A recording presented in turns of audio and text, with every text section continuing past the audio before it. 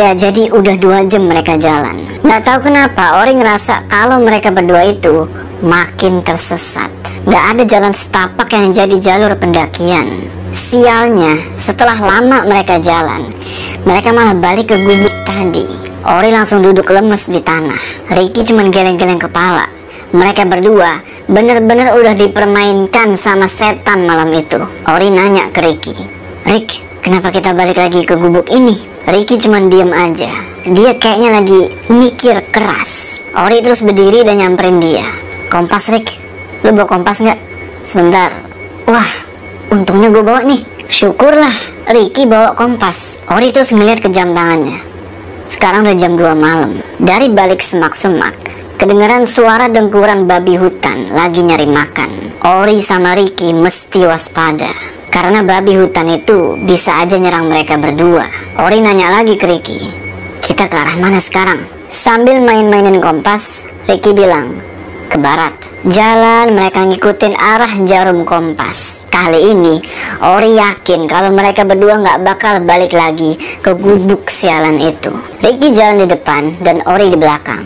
Namun langkahnya Ricky semakin lama semakin cepet. Sampai-sampai Ori mesti lari-lari kecil supaya nggak ketinggalan. Ori manggil, "Rick, pelan-pelan jalannya." Nah, jalan. Tiba-tiba Ricky belok kanan, masuk ke semak-semak. Sontak Ori coba nyari Ricky sambil nyorotin senternya. Tapi tetap aja Ricky nggak kelihatan karena dia kehalangan semak-semak. Ori panik dan manggil-manggil dia, "Ricky, Ricky." Keringet udah ngucur parah dari mukanya Ori. Suara dengkuran babi makin ngedeket. Semak belukar yang ada di depannya Ori goyang-goyang. Sontak Ori langsung lari terbirit-birit tanpa arah dan tujuan. Alhasil semuanya jadi makin kacau. Dia malah semakin tersesat di gunung itu. Capek, itu yang Ori rasain. Dia ngerasa nggak sanggup buat lari. Nafas sudah ngos-ngosan, tenggorokan kering, persediaan air habis. Ori terus ngelepas ranselnya dan dilempar ke semak-semak. Terus dia rebahan di atas rumput yang basah. Sambil rebahan gitu, dia ngeliat ke atas langit dan mikir, kalau aja gue nggak ikut pendakian ini, semuanya pasti bakal baik-baik aja. Tiba-tiba, "Ori? Mir?" Ada yang manggil Ori. Itu jelas suaranya Mira, tapi nggak tahu dari mana. Sontak Ori langsung nyorotin senternya ke segala arah buat nyari sumber suara itu. Gak lama suara itu muncul lagi. "Ori, sini." Pas dilihat, ada tangan perempuan muncul dari balik semak-semak. Di pergelangan tangannya itu ada jam warna biru. Ori kenal banget. Itu jam tangannya Mira. "Mira?" Pelan-pelan Ori ngedeketin tangan itu. Tangan itu melambai-lambai dan manggil dia, "Sini, Ri." Pas udah deket, Ori bajunya ditarik paksa masuk ke dalam semak-semak. Sempet hilang keseimbangan. Untung aja Mira nahan dia. Dan iya, itu Mira. Tapi nggak tahu itu Mira beneran apa bukan. Singkat cerita, setelah ngambil ranselnya lagi, Ori dibawa sama Mira ke perkampungan. Dia juga heran kok di gunung kayak gitu bisa ada perkampungan yang rame. Mira kelihatan bahagia banget. Dia bahkan gak berhenti senyum. Kampung itu lagi rame. Orang-orang lagi pada sibuk nyiapin sesuatu.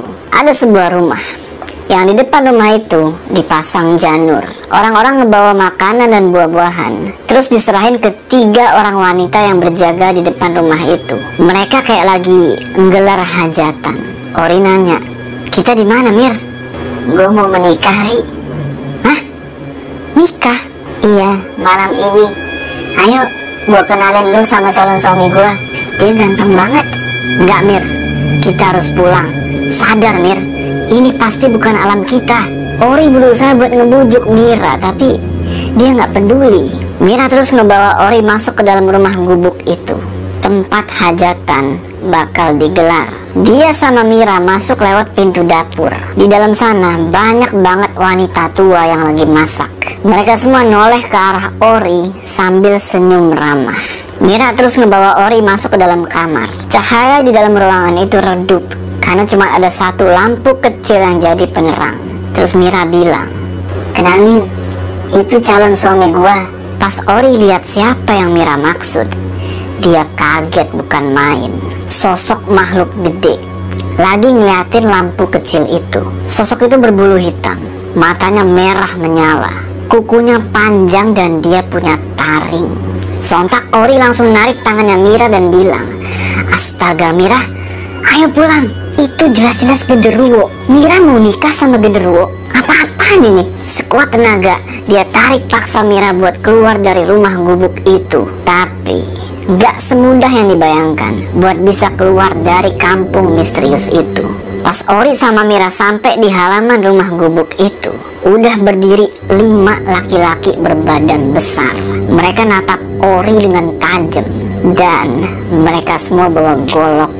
Ori bilang sama mereka, "Tolong biarkan kami pergi dari sini." Tapi Mira malah ngibasin tangannya dari genggamannya Ori dan bilang, "Pergi. Rumah gue sekarang di sini, Ri. Sadar Mira, sadar. Gue bahagia di sini, Ri. Kalau lu mau pulang, silahkan aja." Ori tahu kalau Mira ini lagi dipengaruhi sama jin. 5 laki-laki berbadan besar itu terus ngedeketin Mira. Mereka nuntun dia buat masuk lagi ke dalam rumah gubuk itu. Dari belakang Ori kedengaran suara gamelan dan beduk lagi ditabuh. Ternyata pesta pernikahan mau dimulai. Orang-orang mulai berkumpul di depan rumah gubuk itu. Beberapa saat kemudian Mira muncul lagi dari dalam rumah itu. Tapi sekarang dia udah didandanin layaknya pengantin. Mukanya dibedakin, rambutnya dikonde. Dia juga pakai kebaya batik dan dia udah gak pakai alas kaki. Di belakangnya Mira nyusul sosok genderuwo yang mengerikan tadi. Dia digiring sama 5 orang laki-laki bergolok yang ngehadang Ori tadi. Mira terus ngegandeng lengan genderuwo itu. Rombongan itu jalan sambil nyanyiin tembang yang gak jelas. Ori gak pernah dengar tembang itu sebelumnya. Dia ikutin rombongan itu dari belakang. Mira kelihatan bahagia banget. Dia selalu senyum, berbanding terbalik sama sosok yang digandengnya. Makhluk itu bener-bener menjijikkan. Dari mulutnya terus-terusan keluar air liur. Nggak tahu ritual pernikahan macam apa itu. Nggak ada penghulu atau siapalah yang menikahkan mereka. Ori mual pas ngeliat Mira ciuman sama genderuwo yang dari mulutnya terus-terusan ngeluarin air liur itu. Setelah itu Mira natap ke arah Ori. Kedua matanya sekarang merah menyala. Sontak Ori langsung kabur dari sana. Pikir dia harus segera pulang. Dia harus nyari bantuan buat nyelamatin Mira. Entah gimana caranya, Ori sampai lagi di Curug Putri. Dia terus nyusurin jalan setapak yang merupakan satu-satunya jalan pulang. Dia mempercepat langkah. Sesekali kakinya tergelincir karena nginjek bebatuan yang berlumut. Jalan-jalan terus, gak lama kemudian cahaya senternya Ori nyorot seseorang yang lagi duduk di tengah jalan. Semakin deket, semakin jelas kelihatan kalau itu adalah Ricky. Ori rada lega di situ. Ricky kelihatan lagi sibuk ngebetulin sesuatu. Ori nanya, "Rick, kemana aja lu? Ninggalin gue sendirian?" Rick, gue cari-cari dari tadi." "Gawat Rick, si Mira nikah sama genderuwo. Kita harus cari bantuan buat nolong dia." Pas Ori ngomong kayak gitu, Ricky malah ketawa sambil ngebetulin kompasnya yang kelihatannya rusak. Dia bilang, "Ada-ada aja lu. Masa nikah sama genderuwo? Serius Rick, gua lihat sendiri. Lebih baik kita pergi dari sini sekarang. Nanti di kampung kita cari orang pintar buat bantu Mira. Ya, kita pulang sekarang. Jangan buru-buru, nanti kita misah lagi." Sekarang Ori yang jalan di depan, Ricky di belakang. Semakin lama Ori mulai ngerasa kalau ada yang aneh sama Ricky. Dia sering banget ngeludah terus tiba-tiba ketawa tanpa sebab. Sama dia suka meracau sendiri. Itu bukan kayak Ricky yang Ori kenal. Lalu akhirnya Ori nyuruh Ricky buat jalan di depan, sengaja supaya Ori bisa merhatiin tingkah anehnya dia dari belakang. Diperhatiin terus sama Ori dari belakang. Dan lagi-lagi Ricky ngeludah terus ketawa tanpa sebab. Ori terus nanya, "Rick, lu kenapa sih?" "Hah? Gua baik-baik aja kok." Ori coba buat tenang dan tetap percaya sama Ricky sambil terus waspada. Mereka berdua nyusurin jalan setapak itu. Tapi kok nggak sampai-sampai juga ke perkampungan warga. Ori malah ngerasa kalau dia makin tersesat di gunung itu. Persediaan makanan udah habis, muka udah berantakan. Tapi mukanya Ricky nggak ada sedikit pun rasa cemas. Dia kelihatan tenang kayak nggak ada masalah apapun. Itu malam ketiga Ori di Gunung Pulau Sari. Ricky yang selama ini dia anggap sebagai pemimpin regu, yang perkataannya selalu dia turutin, sekarang mulai bikin dia ragu. Dia bukan lagi Ricky yang Ori kenal. Tingkahnya aneh. Ricky selalu bilang kalau perkampungan warga udah deket, tapi kenyataannya mereka nggak sampai-sampai. Mereka masih ada di tengah hutan, gelap dan penuh suara dengkuran babi. Belum lagi ada bola api di langit yang belakangan ini selalu ngikutin dia. Kata Ricky, itu adalah Ocos, salah satu makhluk gaib penghuni Gunung Pulau Sari. Di tengah-tengah perjalanan, tiba-tiba Ori noleh ke sebuah pohon. Ada yang aneh di sana. Eldi kelihatan. Eldi lagi berdiri di atas dahan pohon. Mukanya penuh darah. Dia ngelambain tangan ke arah Ori. Mukanya meringis kayak orang yang lagi kesakitan. Rick, itu si Eldi. Mana? Gak ada. Pas dilihat lagi, ternyata si Eldi udah gak ada di atas dahan pohon itu. Tapi samar-samar Ori ngeliat dia di antara semak-semak menjauh dari mereka. Ori nyorotin cahaya senternya ke arah semak-semak itu, tapi Eldi udah bener-bener hilang. Setelah itu mereka ngelanjutin perjalanan. Sampailah mereka berdua di tempat yang banyak tenda. Kita akan sebut tempat itu sebagai perkemahan ya. Ricky tiba-tiba bilang, malam ini kita berkemah di sini dulu. Gak pakai nunggu persetujuannya Ori, dia ngelangkah masuk ke perkemahan itu. Perkemahan itu rame banget, banyak tenda warna-warni di sana. Tapi orang-orang di sana itu mukanya pucet dan kelihatan sedih. Ori ngeliat Ricky berdiri dongak ke langit sambil natap bulan. Di situ Ori benar-benar sadar kalau itu bukan Ricky temennya, karena Ricky di situ tatapannya kosong dan banyak belatung yang keluar dari kerah bajunya. Suaranya juga berubah jadi suara kakek-kakek. Sontak Ori langsung mundur dan lari ninggalin dia. Ori menjauh dari perkemahan misterius itu. Dia susuri itu jalan setapak, cuman ngandelin kata hati. Ngedenger suara orang batuk, Ori berhenti melangkah. Suara itu kayaknya berasal dari balik pepohonan. Pas senter diarahin ke sana, muncullah seorang nenek-nenek yang lagi gendong kayu bakar. Nenek itu noleh ke arah Ori sambil nyengir. Kelihatanlah giginya yang hitam itu. Ori langsung mundur beberapa langkah sambil waspada. Bisa jadi nenek itu bukan manusia. Dengan hati-hati, Ori nanya ke nenek itu, "Nek, jalan pulang kemana ya?" Nenek itu terus menyeringai seolah-olah pengen ngomong sesuatu. Tangannya nunjuk ke suatu arah sambil senyum ramah. Tapi gak lama kemudian tiba-tiba mukanya berubah. Jadi ketakutan banget pas ngelihat ada bola api yang melayang di langit. Nenek itu bilang, Ocos, Ocos. Nenek itu kelihatan panik banget. Gak lama kemudian nenek itu ngeliat lagi ke arah Ori. Kali ini dia ngedeket. Langkahnya berat karena sambil gendong kayu bakar. Dia bilang lagi, ikut itu Ocos. Mungkin karena dia udah tua, ngomongnya itu jadi agak gagap. Nenek itu terus narik lengannya Ori. Kayaknya dia mau ngebawa Ori ke suatu tempat. Sesekali nenek itu ndongak ke langit, ngelihat bola api yang dari tadi terus ngikutin Ori. Ori nanya, "Kita mau kemana, Nek?" Sana, ke rumah." Ori mulai ngerasa kalau nenek ini bukan jelmaan jin. Gak ada tampang orang jahat di wajahnya. Gak lama kemudian sampailah mereka di sebuah rumah panggung. Rumah itu kelihatan lebih rapi daripada rumah gubuk yang waktu itu. Ingat kan? Yang si Eldi, Ricky sama Ori itu tidur. Rumah itu punya 2 jendela kaca di bagian depannya. Lagi-lagi Ori gak nyangka kalau ada rumah di tengah-tengah hutan kayak gitu. Dari jendela itu kelihatan ada cahaya dari sebuah lampu kecil. Terus si nenek ngetuk pintu rumah tersebut. Dari dalam kedengeran ada suara langkah kaki ngedeket ke pintu itu. Dan pintu itu pun dibuka. Ternyata itu adalah seorang laki-laki tua. pakai jaket hitam dan sarung. Kakek itu nanya, Siapa ini? orang nyasar. Ngapain bawa orang nyasar ke sini, Sapinah? Sambil nunjuk ke langit, nenek itu bilang, Ocos, Ocos. Sontak si kakek ndongak ke langit dan dia kaget karena ngelihat ada bola api yang melayang di atas sana. Kakek itu pun langsung nyuruh mereka berdua buat masuk. Ori dan si nenek pun buru-buru masuk ke dalam rumah.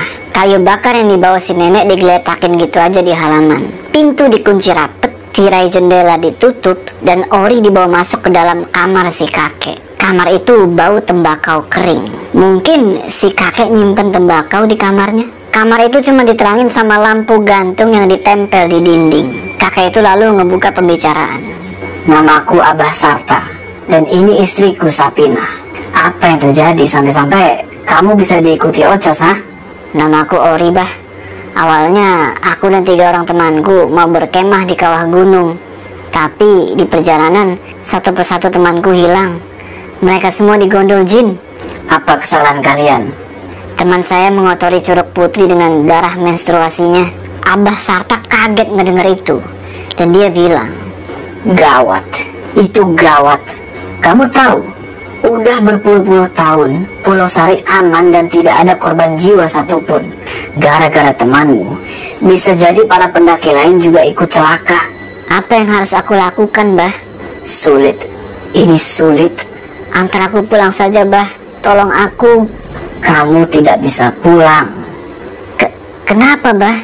Karena kamu sudah menjadi milik mereka. Mereka? Iya, para jin penghuni gunung ini. Tapi kata Pak Jaro, aku dan teman-temanku masih bisa diselamatkan. Dia bohong. Tidak ada yang bisa selamat dari kualat gunung Pulau Sari. Dia pasti sengaja menyerahkan kalian pada jin gunung ini agar pendaki yang lain bisa selamat. Itu kesalahan kalian, dan kalian yang harus tanggung sendiri akibatnya. Di situ Ori cuma bisa nunduk. Dia nggak mau mati di gunung itu. Tanpa dia sadar, dia mulai nangis karena ketakutan. Kakek itu bilang lagi, Udah, jangan nangis. tolong antarkan aku pulang, Bah. Aku mohon. Dari jendela kamar muncul bayangan bola api melintas. Makhluk itu benar-benar ngincer Ori. Kau harus pergi dari sini sekarang. Jangan nginep di sini ya. Nginep. Bahaya, Sapinah. Kita bisa mati dibunuh Ocos. Abah Sarta terus ngebuka pintu kamar dan nyuruh Ori pergi. Tapi Ori tetap nggak bergerak karena dia tahu kalau di luar sana itu lebih bahaya. Ori terus mohon-mohon lagi ke Abah Sarta supaya diizinin buat nginep. Akhirnya Abah Sarta luluh dan dia bilang, 1 malam saja. Besok pagi kamu harus pergi dari sini.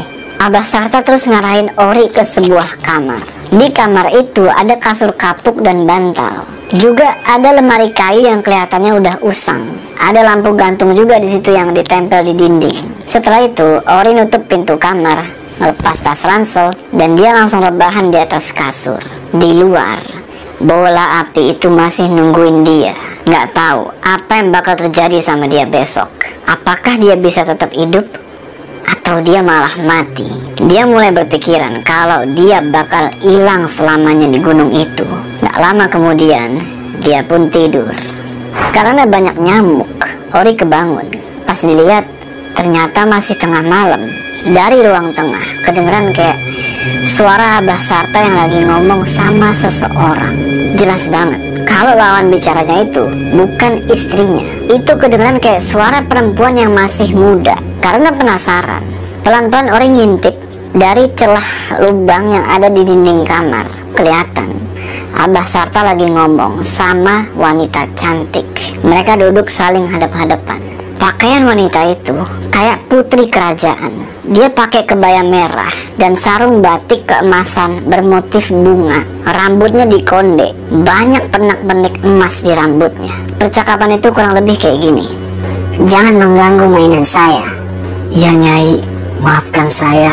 Tiba-tiba wanita itu noleh ke arah Ori yang lagi ngintip. Dia tersenyum dingin. Kulit mukanya itu putih nggak wajar, kayak patung lilin. Sontak Ori langsung ngejauh dari dinding kamar dan balik ke tempat tidur. Gak lama kemudian, ada yang ngetok pintu kamar tanpa ada suara yang manggil. Ori pura-pura gak denger, tapi pintu kamar terus diketok. Makin lama makin keras. Tiba-tiba ada cahaya api yang terpancar dari jendela. Ocos itu muncul lagi. Kali ini dia melayang tenang di jendela kamar. Pas diperhatiin sama Ori, ternyata bola api itu punya dua mata kayak manusia. Mata itu melirik ke arah Ori dengan tatapan datar. Malam terasa panjang dan mengerikan. Akhirnya pintu didobrak paksa. Ternyata itu Abah Sarta. Dia ngelihat Ori dengan tatapan yang tajam. Di tangan kirinya dia megang sebuah arit. Ori panik di situ. Ada apa nih? Kenapa kok kayaknya si Abah ini pengen ngebunuh Ori? Abah Sarta bilang, pergi dari sini. Ori yang ketakutan langsung ngambil senter sama tas ranselnya, pakai sepatu, dan pergi dari rumah itu. Langit masih gelap, udara dingin. Di langit masih ada bola api itu. Ori lari sekuat tenaga demi menjauh dari Abah Sarta yang pengen ngebunuh dia. Lari terus sampai di tengah jalan. Ada seseorang yang ngehentiin dia. Ternyata itu adalah Nenek Sapinah. Nenek Sapinah terus ngasih sesuatu kayak keris kecil. Ukurannya mungkin kayak jari telunjuk. Ori nanya, apa ini, Nek? Belum sempat dijawab. Dari kejauhan, Abah Sarta teriak-teriak dari depan rumahnya. Nyuruh si Ori pergi sambil ngacungin arit. Ori langsung ngantongin keris kecil itu dan pergi ninggalin Nenek Sapinah. Dia nggak tahu lagi mau kemana sekarang. Dari jauh kedengaran suara gemuruh dan kelihatan kilatan cahaya di langit. Kayaknya mau hujan. Posisi sekarang udah lumayan jauh dari rumahnya Abah Sarta. Ori bertanya-tanya, keris itu buat apa? Dia mutusin buat berhenti di bawah batang pohon besar sambil merhatiin keris yang dikasih sama Nenek Sapinah. Kerisnya unik. Ada ukiran bertuliskan bahasa Arab di permukaan keris itu. Gak ngerti maksudnya apa. Gak lama kemudian, bener aja, hujan deras turun. Alhasil badannya Ori basah kuyup. Dia mulai menggigil. Perutnya lapar. Sendirian di hutan kayak gitu, dia mikir mungkin umurnya udah gak lama lagi. Di langit, walaupun hujan deras, bola api itu gak pernah padam dan terus ngikutin Ori. Karena kesel diikutin terus, Ori tiba-tiba marah dan bilang, "Bang, lu, sini kalau berani lawan gua." Sesaat abis ngomong kayak gitu, truk, tiba-tiba ada sesuatu yang nabrak dia dari belakang. Badannya mental dan senternya jatuh ke semak-semak. Dia meringis kesakitan. Dia terus berusaha ngeliat, apa sih yang nabrak tadi? Dia ambil senternya lagi dan disorotlah ke sesuatu yang nabrak dia itu. Ternyata itu adalah babi hutan. Pas mau berdiri, betisnya robek. Kemungkinan karena hantaman taring babi itu. Babi itu mendengkur, matanya merah. Badannya itu mungkin segede anak kerbau. Sadar kalau dia nggak bisa lari dari babi itu, mau nggak mau, Ori harus ngelawan. Babi itu lari dengan cepat ke arah dia. Ori langsung ngambil sebuah pisau kecil dari kantong ranselnya. Habis ngambil, pluk, badannya diseruduk sampai keseret beberapa meter. Tapi akhirnya Ori berhasil megang kepala babi itu dan ditebaslah punggungnya pakai pisau. Tapi babi itu belum nyerah. Dia terus ngambil ancang-ancang buat nyeruduk Ori lagi. Pas babi itu nyeruduk lagi, Ori lompat dan berhasil pegangan di punggungnya. Babi itu terus ngamuk, lari ke sembarang arah.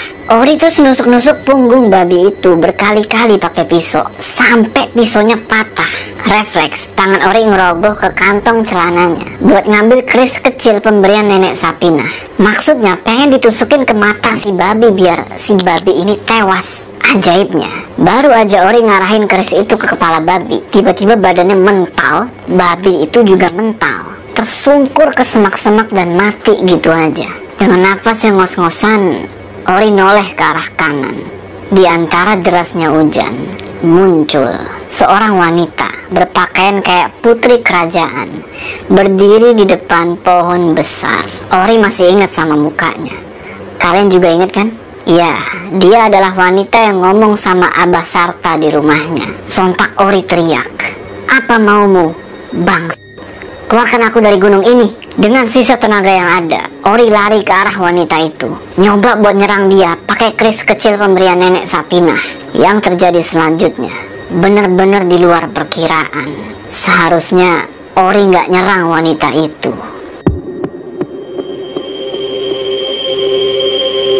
Di part terakhir, kita akan mengetahui bagaimana nasib Ori dan teman-temannya di gunung itu. Jadi, jangan sampai ketinggalan part berikutnya ya. Sebelum kita berpisah, jangan lupa kalian like video ini, dan bagi yang belum subscribe, ayo subscribe sekarang ke channel ini supaya kalian gak ketinggalan part selanjutnya dari cerita ini. Gua Jo, sampai ketemu di cerita selanjutnya.